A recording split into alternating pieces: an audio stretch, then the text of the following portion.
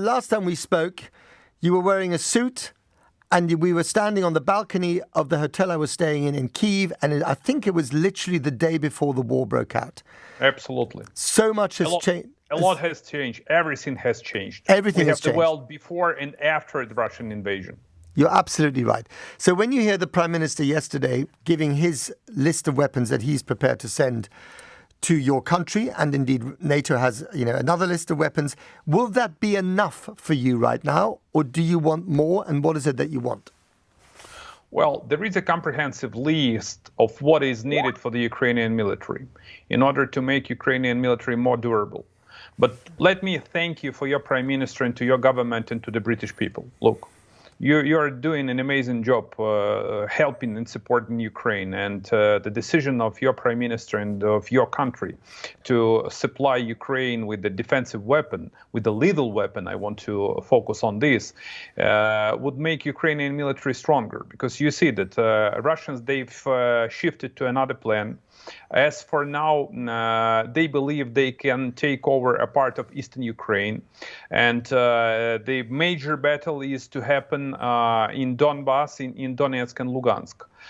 So I am confident that Ukrainian military, due to very strong resolve of Ukrainian men and women in the uniform, and due to the support of the free world in shipment of lethal weapon, will fight like hell and will win this battle.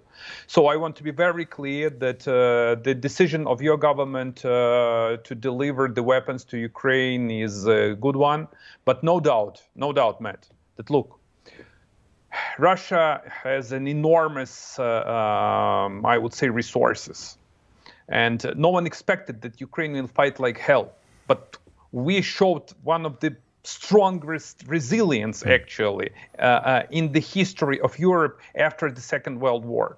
So we need your support, as we are fighting not just for Ukraine, and you are well aware of this. We are fighting for you folks too. I know that you're not a military man, but what do you think went wrong for the Russians? Because, you and I, and everyone else I spoke to in Kyiv, although we talked about resilience, we didn't expect that after a month of war, the Russian army would be retreating to the east of the country. Well, it's up to military experts. I will provide you with my take as a politician and as the former wartime prime minister.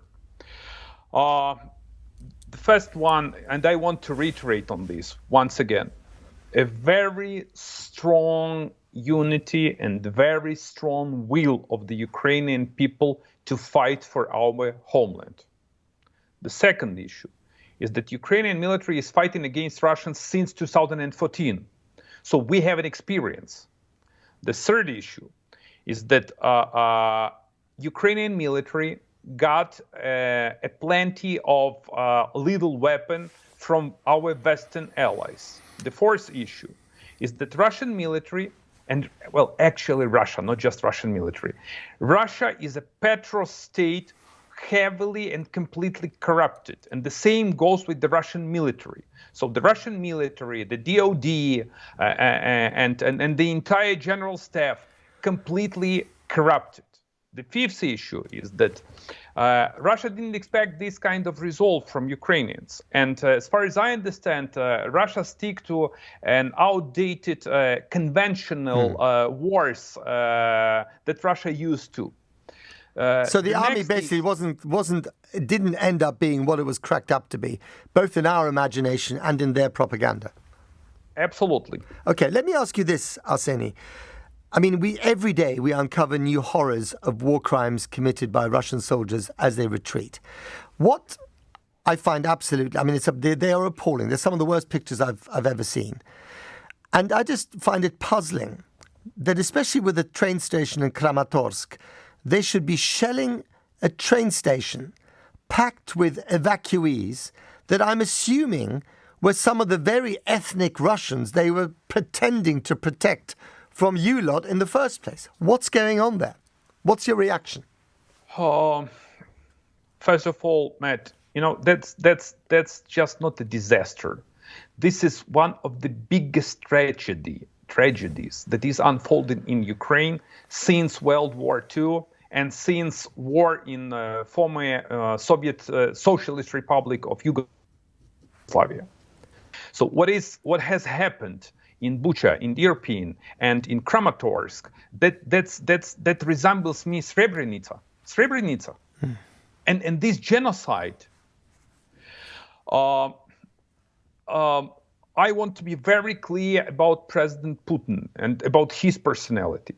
He is a Nazi-style leader, he is racist, and he has his own Mein Kampf. I will try to remind to your listeners that more than half a year ago, Putin actually published his Mein Kampf. It was a crazy historical article about Ukraine and Ukrainian nation, which put it in the nutshell. He actually said that there is no Ukraine and no Ukrainian people. So his ultimate goal is to take over Ukraine and to exterminate Ukrainian people. And that's what exactly his military is doing. War crimes and crimes against humanity. So he is personally responsible, and every single Russian soldier, they are not soldiers. They are not soldiers. They are war criminals responsible for killing of innocent Ukrainians. So this is the genocide under the auspices of Putin. So you think this is part of their mission to eliminate, to exterminate Ukrainian people? Matt, look, that's not my kind of presumption or suggestions. I want to reiterate once again. Putin published his Mein Kampf. Then the former president, which is Medvedev, who is now the deputy national security advisor, he went even further. He practically said the same stuff, that there is no Ukrainians, and actually Ukrainians have to be wiped out. The third, I would say, evidence I have, they have, that Russian media is completely state-sponsored and belongs to this dictatorship state. And there is RIA Novosti, which is the Russian state news Novosti. Just a few days after the war, they published an article, which is actually, this news outlet published only state-sponsored ideological articles. And you know what they said in their article? They said that Russia is to accomplish final solution to Ukrainians. You can just find this article because it was on the internet and then it disappeared. But we have the scans of this. Final solution. I know these are chilling. These are very chilling words indeed. Arsenій, what is victory? Because everyone I speak to, including you, tells me that they think they can win this. What does victory look like to you? This is the war of freedom against aggression. This is the war of those who want to live against those who want to kill everyone. This is the war of Western values and the free world against dictatorship and autocracy.